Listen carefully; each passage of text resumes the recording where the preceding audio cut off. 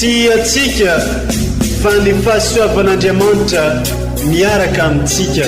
Isika fa ny fahasoavan'Andriamanitra miaraka amintsika noho izy roantsika sandrivaky sy asantsika miaraka aminy. Ny fianakaviana no taniketsa ipoiran'ny vocation. Déploie ton cœur et viens nous sauver. Délivre-nous de nous, délivre-nous de tout. Fa sisika tokoa fa ny fahasoavan'Andriamanitra miaraka amintsika. Sisika fa ny fahasoavan'Andriamanitra miaraka amintsika noho izy roantsika sandrivaky sy asantsika miaraka aminy. Fa olo raiky atokotran'isika ao aminy, fianakaviana iray ao aminy, tsy misy hevitrevitra. Ny olo no mampizara indraindray fa Andriamanitra i Jesoa lay mpiandrony tsara ranolotra ny aina olo raiky. Ary ao amin'ny fiangonana ao amin'ny eglizy dia sambatra antsika mahasapa an'izay.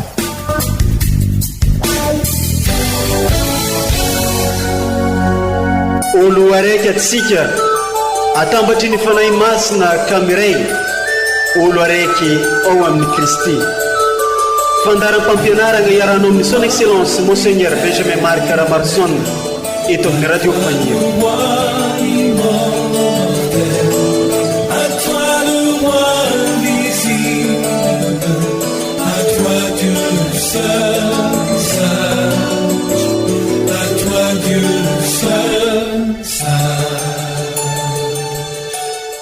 Faly magnano mbalatsaratsika jiaby zay mitanesy magnaraka trany ity onjam-peo radio Faniry Maria ity amin'izao fotoana izao. Toetrano ny fanaisantsika ny tenin'Andriamanitra ho sakafo mpagnaintsika amin'ny alalan'ny ity onjam-peo radio Faniry Maria ity naizanaiza ny toerana misy antsika tsirairay avy. Amin'ity fa 12 ny volana Aogositra 2024 ity dia mankalaza amin'ny fomba manetriketrika i Masina Maria Virginy nampiakarina anandanitra ny eglizy magneran-tany. Ho indrindra ny tononkira fidirana nalaina tamin'ny boky Apokalipsa. Nisy famantarana lehibe niseho teny an-danitra dia vehivavy ny tafimasoandro ka ny volana no teo antongony ary kintana 12 no satroboninahitra teny andohany. Ho anontsika sy horaisintsika ampinoana sy ampitiavana ireo vaky teny masina omeny eglizantsika amin'ny ity fankalazana ity sy ny fampianaran'ny ray aman-drenitsika dia Monseigneur Archevêque Benjamin Marc Caramarson.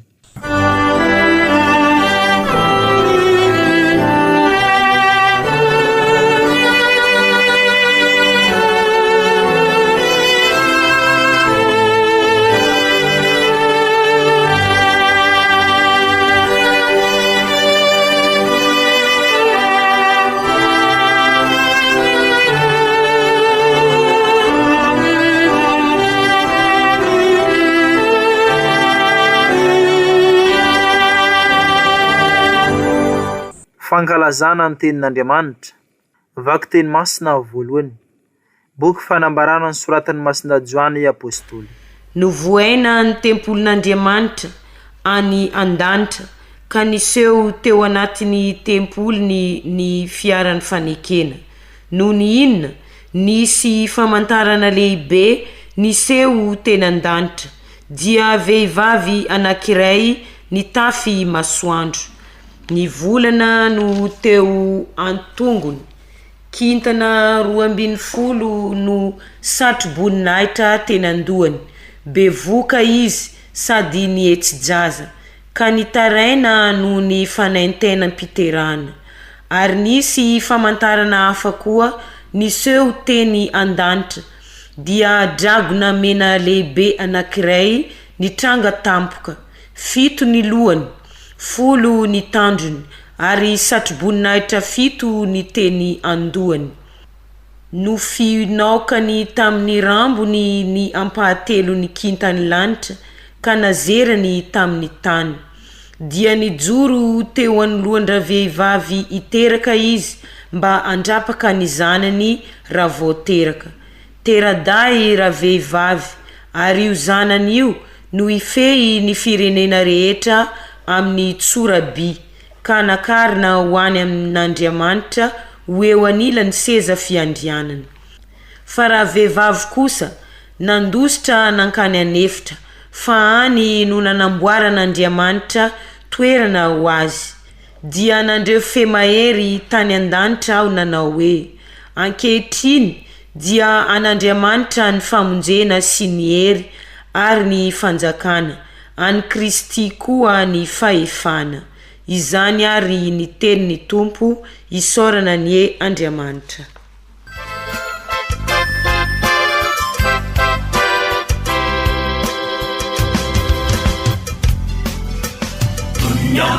Pakarina, ifir angunana, iyong sali Kristi lahat pampatacha.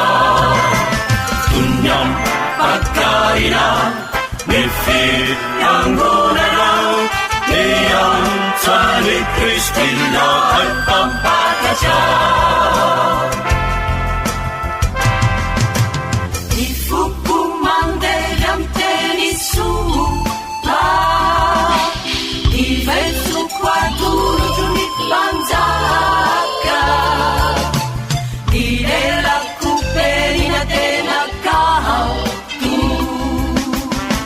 Saratari sangsanda kuruna Famafati-fati ni mulut jauh Kadenu talinis tupianau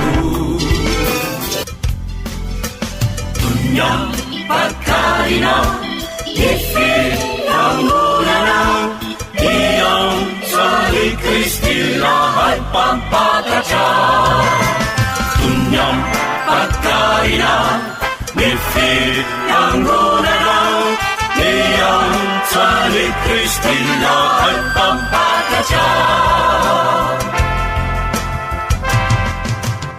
Ecarumi sabajarin maneren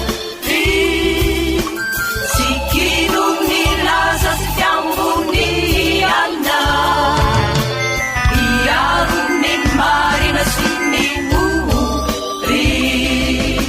Sila'y tutuay na sanlindahu Maranit tiringit sipikyan lahu Uring jadi refabalundahu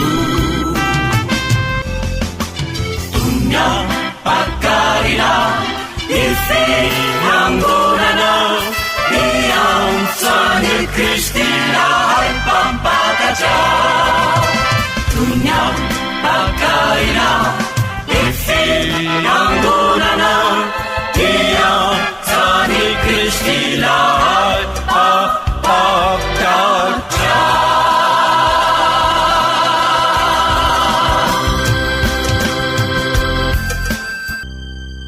Vaky teny masina faharoa. Taratasy voalohany masinda Paul apôstôly ho an'ny kristianina tany Korinthy. Re kristianina havana, efa nitsaingako velona tokoa i Kristy, ary izy no santatry zay efa nodimandry. Satria olona iray no niavian'ny fahafatesana, ka dia olona iray koa no iavian'ny fitsanganako velona. Ary toy ny hafatesan'olo rehetra ao amin'ny Adama no hahaveloman'olo rehetra ao amin'ny Kristy, fa manaraka ny laharany avy. I Kristy no santatra, vo izay ny an'ny Kristy amin'ny andro iaviany. Rehefa afaka izany, tonga ny farany, dia rahatr'izay atolony ho an'Andriamanitra ray ny fanjakana, rehefa levony avokoa ny fifehezana sy ny fahefana ary ny rehetra. Satria tsy maintsy manjaka izy ambara-panaony ny fahavalony rehetra eo ambanin'ny tongony. Ny fahafatesana no fahavalo farany oresena. Izany ary ny tenin'ny Tompo, isaorana ny Andriamanitra.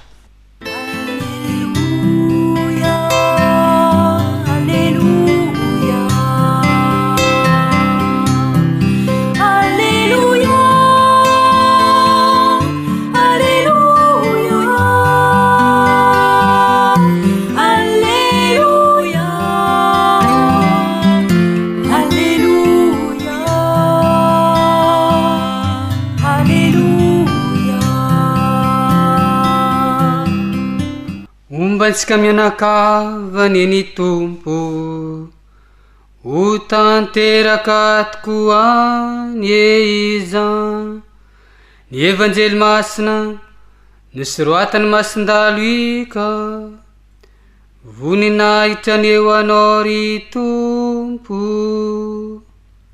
tamin'ny zanandro zany dia nienga i Maria nandeha engana hoany amin'ny tany Betendrombohitra hoany an-tanàna anankiray any Joda ary niditra tao an-tranon'ny Zakaria ka niarahaba any Elizabeta. Nono vao ren'ny Elizabeta ny fiaraban'ny Maria azy dia nientana ny zaza tao an-kibony ary feno fanahy masina Elizabeta ka nanandra-peo ny antso-mafy hoe nosoavina noho ny vehivavy rehetra ianao ary nosoavina ny ateraky ny kibonao ary avy aiza amiko zao no mbavangen'ny reniny tompoko aho ary indro raha vao reniny sofiko ny feonao ny arahabahay dia nientan-kafaliana ny zaza tao an-kiboko ary sambatra ilainino fa ho tanteraka izay nampilazain'ny tompo taminy. Ary hoy Maria, mankalaza ny tompo ny fanahiko ary faly sy ravo amin'Andriamanitra mpamonjay ny foko fa nitsonjovy ny fiambanian'ny ankizivaviny fa indro hatramin'izao dia ataony taranaka rehetra hoe sambatra aho satria efa nanao zavatra lehibe tamiko ilay maefa ary masina ny anarany sady amin'izay matahotra azy hatramin'ny taranaka faramandimby ny famindram-pony na efa asa mahery tamin'ny sandriny izy dia nampiahafiny izay niavonavona tamin'ny fisainan'ny fony naongany hiala tamin'ny fiketrany ny mpifehy fa ny ambany kosa nasandrany ary ninoana novokisany soa fa ny mpanakarena kosa dia nampodiny mitondra tanampolo ny ay any Israely mpanompony izy fa tsy adinony ny famindram-pony tamin'ny Abrahama sy ny taranany mandrakizay araka ny efa voalaza tamin'ny razantsika. Ny toetra tokony ho telovolona tao amin'ny Elizabeta i Maria vao nody tanan-trano.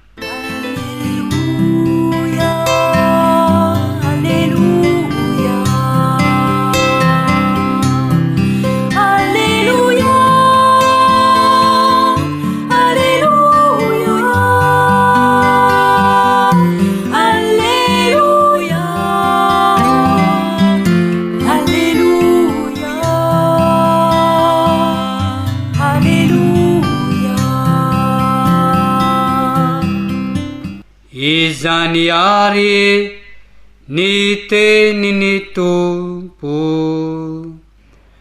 diran'eo anao ry Kristy.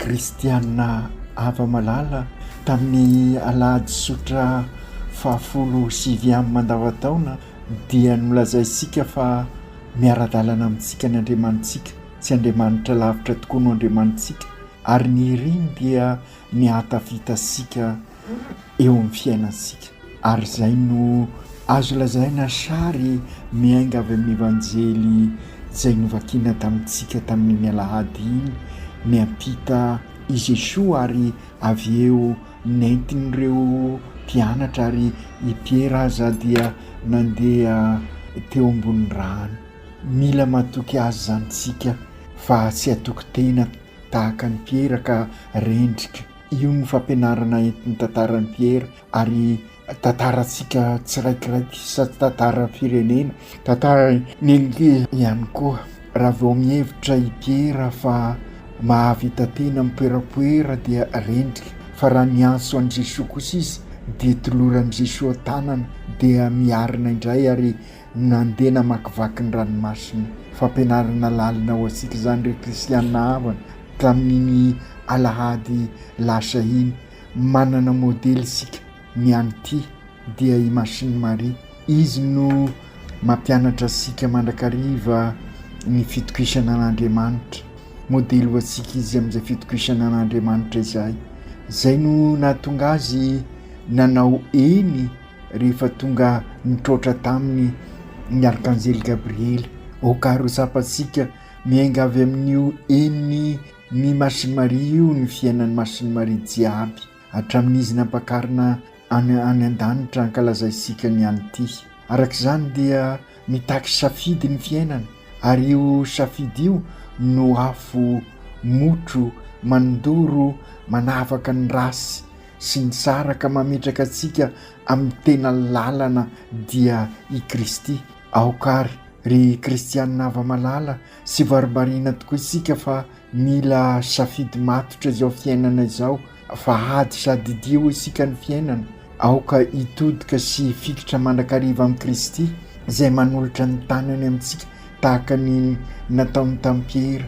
Sy very zany isika ry kristianina havana raha miaraka amin'ny Jesosy fa ho tahaka ny Masiny Maria ho tafita any an-danitra ihany koa. Zay mahatafita zay no zava-dehibe indrindra eo amin'ny fiainantsika. Sy tolo-tanana mikombona koa nefa no ataon'i Jesosy amintsika fa anso sy hiraka mba hahatonga atsika ho Kristy mpiarabelona ho taranaka mpanorona ny fiainana araky ny sitrak'Andriamanitra fa sy taranaka mandrava. Izany no ezaka tanterahintsika amin'izao synôda izao ary everitsika hitondrantsika lalindalina koa ary atody antsika soamantsara amin'ny fikarakarana nyity trano be iombonana ka afaka hivelona sy hivelatra anatin'ity trano be iombonana ity sika ahita ny tena fampandrosoana marina dia ny fampandrosoana ny maha olona manontolo sy ny olon-drehetra. Ary dia izay ihany koa no isika vokatry ny fikonandoam-pirenena izay antenaintsika efa soela intsony. Ry kristianina havana, niany fa 15 Aogositra no ankalazantsika manokana ny Assomption izay fetin'ny eglizy maro eto amin'ny diocese fa indrindra eto amin'ny eglizy iraka Tanambao. Izao 15 Aogositra izao ihany koa no ankalazantsika ny nampakarina ny Masiny Maria vatana sy fanahy ny an-danitra. Besaka amintsika ny manontany hoe inona marina ho ny tena dikan'izany. Io no ataosika hoe dogma, izany hoe teny finoana manambara ny votoatim-pinoana ho antsika katolika. Izao no tena azo amaritasika azy sy hoe nitsangana ho velona tahaka ny Jesosy i Masiny Maria. Maty izy fa no niasa ny fahasoavan'Andriamanitra izay tanteraka manontolo tamin'i Jesosy nandresy ny fahafatesana dia tanteraka ao amin'ny Masiny Maria izay famonjena rehetra nataon'i Jesosy izay. Tanteraka tao amin'ny Masiny Maria izany tamin'i Jesosy nandresy ny fahafatesana niakatra any an-danitra. Ireo famonjena nentin'i Jesosy ireo dia nosantaran'ny Masiny Maria noho ny fitsimbenan'Andriamanitra sy hoe noho ny fahamendreny fa noho izy renin'i Jesosy ny safidianin'Andriamanitra ka noho izany renin'i Jesosy izy renin'Andriamanitra dia ilay famonjena nentin'i Jesosy ho antsika olombelona no tanteraka manontolo tao Masiny Maria. Io koa no miandry antsika rehefa tanteraka ny zavadrehetra dia isika ampakarina vatana sy fanahy any an-danitra ary miombona ao amin'Andriamanitra, miombona amin'ireo olo-masina izay mialoha lalana antsika. Izay rehetra izay iseho amintsika noho ny famonjen'i Kristy ry kristianina havana ka i Masiny Maria araky ny lazaisika teo no ny santatra azy nandray ny fanahy masina isika tamin'ny batemy i Masiny Maria no nandray ny fanahy masina voalohany tamin'izy nandray ny afatra ny miaraka ny anjely Gabriely. Toy izany koa ny fizaliana mafy sy maintsy atrehana dia voalefina koa ny fony Masiny Maria araky ny faminanian'ny Simeona. Ahazo ny satroboninahitra any an-danitra isika raha nifikitra amin'i Jesoa ka ho tafita isangako velona vatana sy fanahy ihany koa ary ampiakarina any an-danitra tahaka ny Masiny Maria izay ankalazantsika androany. Raha fitinina zany rehetra zany dia noho ny famonjena any an-teny Kristy ka nazahoany Masiny Maria ny fahasoavana rehetra dia izy no misantatra an'izay rehetra fahasoavana izay irisika ihany koa ho azosika ihany koa.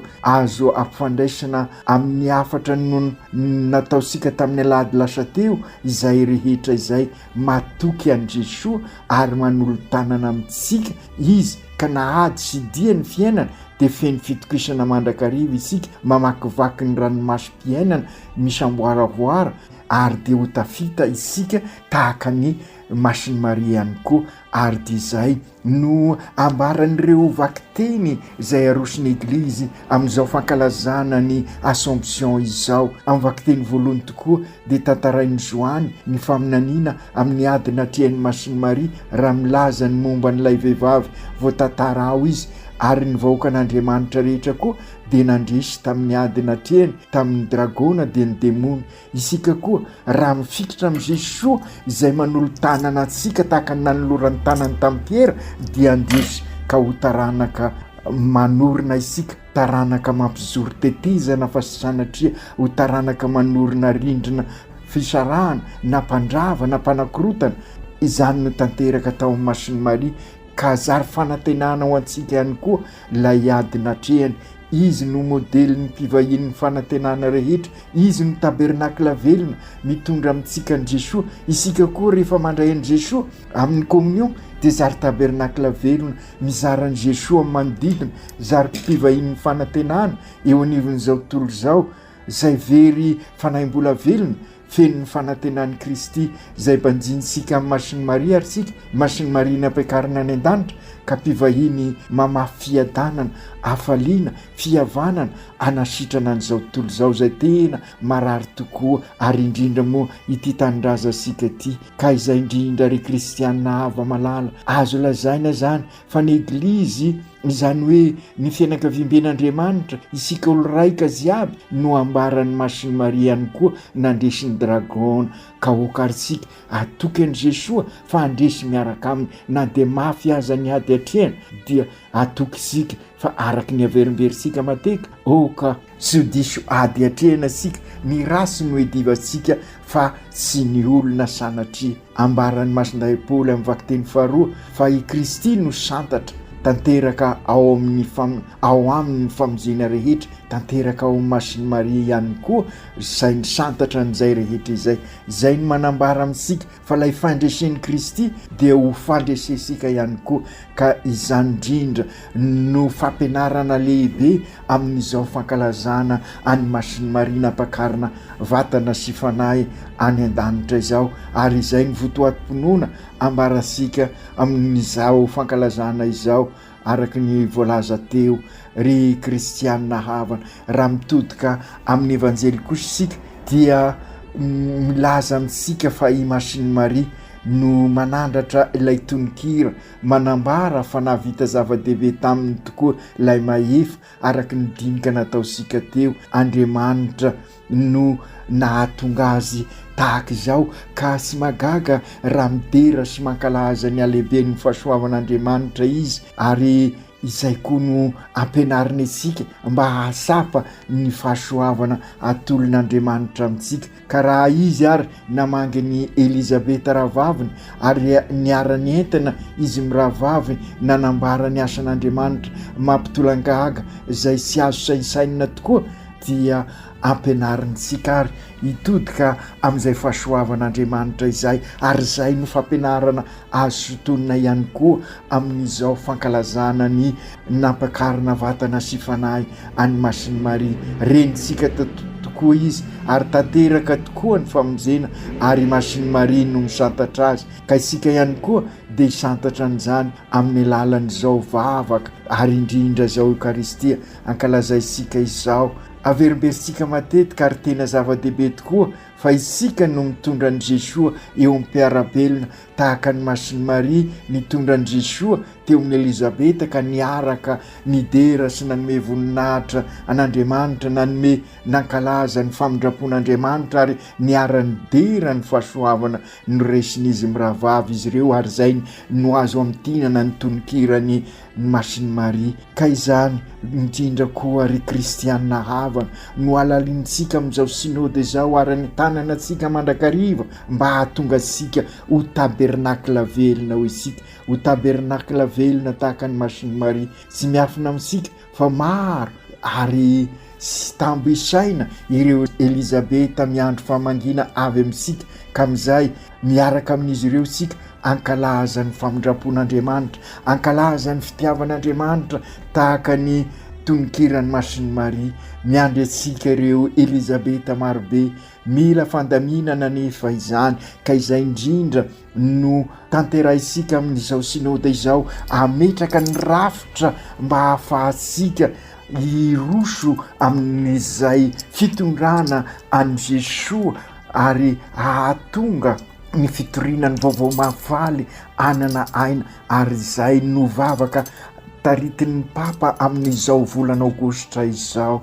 Ny tanjona araky ny fantasika dia ny velomasika ny teny faneva ny fijanonana faefatra zay fandravonana ireo fijanonana telo voalohany ka hatonga sika hatonga ny finoansika ho tena velona hiara-mivavaka mifanasoa amin'ny fampisimana mikasaka ny soembonana miaro ny tontolo iainana ka mandray atanana ho EOV izay manorina ny eglizy velona sy ny eglizy tranoben'Andriamanitra. Ny tanjonao antsika zany amin'izao synody fafito izao dia ny ahafahasika manorina ny tranoben'Andriamanitra izay milaza miara-mahita isika fa tena robaka tokoa ankehitriny lavitra ilay fihavanana imatimatesa sika fa sotoavina andrafetana ny fiarahamonina nefa indrisy araky ny voalaza sika tozary nofinofo aleo very sy kalakala-pihavanana toy izay very sy kalakalam-bola noho ny fitiavan-tenantsika noho ny fifikiratsika amin'ny fomba n'izao tontolo izao. Mahatoky sika miaraka amin'ny Jesoa ka afaka mametraka rafitra mitondra amin'ny fahavelomana fa toy izay hitondra amin'ny rafitra izay mamoritra sika ka sy ahitasika ny tena fivelarana. Ka izao synody izao sy izao fikaonandoam-pirenena izao anie anampy antsika ametraka rafitra hitondra amin'ny fahavelomana ahitansika ny fivelarana ny maha-olona manontolo sy ny olon-drehetra. Izany ihany koa ny orisika araky ny voalaza zay amin'izao fikaonandoam-pirenena izao ametraka rafitra ho an'ity firenena ity isika ka ahitany mpiarabelona rehetra, ahitany malagasy sy vakovolo fivelarana marina fampandrosoana olovanjafy. Anjarasika vita batemy tokoa ary ny mitondra ny Jesoa amin'izao andro iainasika izao mba hahafahasika rehetra misantatra ny famonjena manambara ny alehiben'ny fahasoavan'Andriamanitra tahaka ny nataon'ny Elizabeta sy Masiny Maria. Ny tanimpinoany Elizabeta ka nilaza tamin'ny Masiny Maria hoe sambatra ilay nino ka ho tanteraka izay nampilazain'ny tompo taminy. Nino Masiny Maria ary nomboninahitra tamin'ny janany izy ka nampiakarina vatana sy fanahy any an-danitra. Sampany Elizabeta sahady zany fahasoavan-dehibe zany ka natonga azy niaraka tamin'ny Masiny Maria nankalaza n'Andriamanitra, nankalaza ny famindrapon'Andriamanitra. Azo lazaina fa io tononkirany Masiny Maria io dia torolalana ho antsika ihany koa. Manantena noho ny fahasoavan'Andriamanitra isika rehefa vita izao synody izao mba hanana torolalana ihany koa ahafahantsika mametraka rafitra maha hitondra fivelomana ho antsika, ahitantsika fivelarana ny maha-olona manontolo sy ny olon-drehetra. Rafitra tahaka ny voalaza ny tononkirany Masiny Maria andravany rafi-pahotana fa ametraka kosa rafi-pivelomana ho isoka hitondra antsika olo raika ziaby ho frately toty ho fianakavimben'Andriamanitra isika ka hiara idera sy anome voninahitra ny an'Andriamanitra ankalaza ny famindrapony. Engany isika hoe nytanin'ny finoana ampin'ny vavaky ilay renitsika ka zary Kristy mpiarabelona amin'olona, fa indrindra ianareo tanora zay eo ampanomanana akaiky de akaiky nyty GMJ ity, ary ianareo MDMK miatrika izao kongresy izao ho tahaka ny Masiny Maria anana fahafoizana sy fo vonina nompo. Fa indrindra ireo madinika ny anareo tanora ary anareo MDMK engany ho mpianatra missionnaire tokoa, ho mpivahiny ny fanantenana amafy hafaliana sy fiadanana ho an'ireo manodidina. Mitodika aminareo tanora manokana ary aho amin'izao fiomanana akaiky de akaiky ny GMJ zao. Engany ho anareo ho missionnaire an'ireo tanora namanareo araky nanafaran'ny Papa Léon faefatra ny 12 an'ireo tanora namonjy ny jobily tany Rome. Tena mila missionnaire manambara ny evanjely zao andro zao, missionnaire vavolombelon'ny fahamarinana sy ny fiadanana. Izany no adidy ankin'ny Jesua ny sangako velona aminareo tanora malala hoy ny Papa. Mbola izany ihany koa ny nataony vavaka amin'izao volana aogositra izao mba hahita fomba vaovao hotoriana ny evanjely an-tanan-dehibe. Misy ireo olona sy fantatra sy manirerany isika ary tady fomba anorenana ny fiarahamonina. Torak'izany koa ianareo tsaiky zafiko malala zay vo avy nahavita ny sinodanareo ho tantanany Masiny Maria renany ianareo ka ho missionnaire ny tsaiky ziaby namanareo zay mbola mariny sy malala an Jesua. Isika ziaby koa vita bateny mba ho tabernakla velona tokoa ka ho taranaka mpanorona, anorona ny fiainam-baovao tahaka ny nataony Elizabeta sy Masiny Maria eo anivon'ny mpiarabelona, ka hiaraka ankalaza ny voninahitr'Andriamanitra ary ho sambatra ahita ny fitiavan'Andriamanitra eo anivosika. Engany Masiny Maria vavako ansika, indrindra ho anareo tsaiky mba ho zandrin'i Jesua tokoa ianareo ka hamafy famindrapo sy fiadanana amin'ny toerana rehetra misy ianareo, fa indrindra any amin'ny fianakaviana Eglizy kely. Atolotray ao am-ponao kory Maria ireo tanora hiatrika ny GMJ sy ho ela Masiny Maria ilay reniny pretrany hikolikoly ireo tanora reo ka anahaka an Jesua zanakao izy ireo amin'ny asa fanompona andrana azy ireo ka sikasaka fa tsy ny fanjakan'Andriamanitra. Reniny pretra ianao ka mivavako ho an'ny pretra rehetra mba hanana famasinam-piainana izy ireo ka ametraka ny Kristy ho ivon'ny fiainana sy eo anivon'ny fiainana. Ry Jesua zokinay io nandalo tety an-tany i Masiny Maria reninao ary izy ny mpiary voalohany an'ity Madagasikara ty. Fantatrao ny zavatra ienanay sy ny fiainana mianjady amin'ny zaza zay lazaina fa antoky no avy. Malala ny zava-mitranga amin'ny fiainanay tokoa ianao Masiny Maria reny, na amin'ny fahoriana na amin'ny hafaliana na amin'ny tebiteby sy ny ayay na amin'ny akivina, ko ampio ary zahay ry Jesua Kristy zokinay io mba hanaka ny reninao, ahay hitondranao eo amin'ny mpiarabelona aminay, satria zahay zao no Kristy mpiarabelona amin'ny olona. Engany izay ho tahaka n'ilay reninao nitondranao tany amin'ny Elizabeta ka niaraka nankalaza n'Andriamanitra izy miravava, de mba hay ankalazanao amin'ny fiainanay manontolo koa ne izahay ka ho sambatra miaraka aminao any an-danitra. Masinday Josefo mpiaron'ny Eglizy eran-tany, ankininay aminao ny lehilahy ziaby mba hivelona mandrakariva ny marina amin'ny toerana rehetra misy azy ireo mba ahitana ny tena fiadanana marina. Aoka tanteraka izany amin'ny anaran'ny Ray sy ny Zanaka sy ny Fanahy Masina. Amen.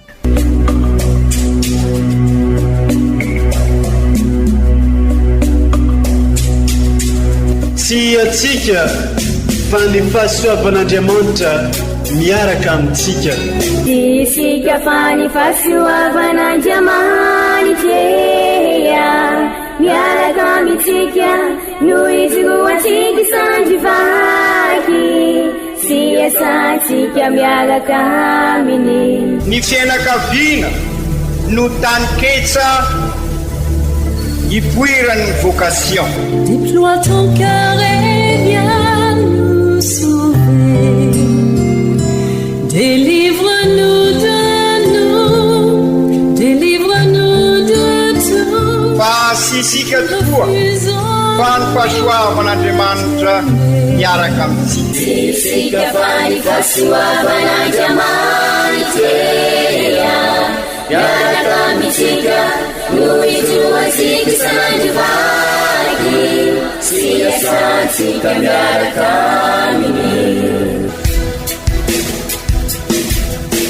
Fa olo raika tokoatranisika ao aminy fianakaviana iray ao aminy sy misy hevitrevitra ny olo no mampizara indraindray fa Andriamanitra i Jesoa lay mpiandrony tsara nanolotra ny aina olo raika ary ao amin'ny fiangonana ao amin'ny ekolizy dia sambatra atsika mahasapa an'izay.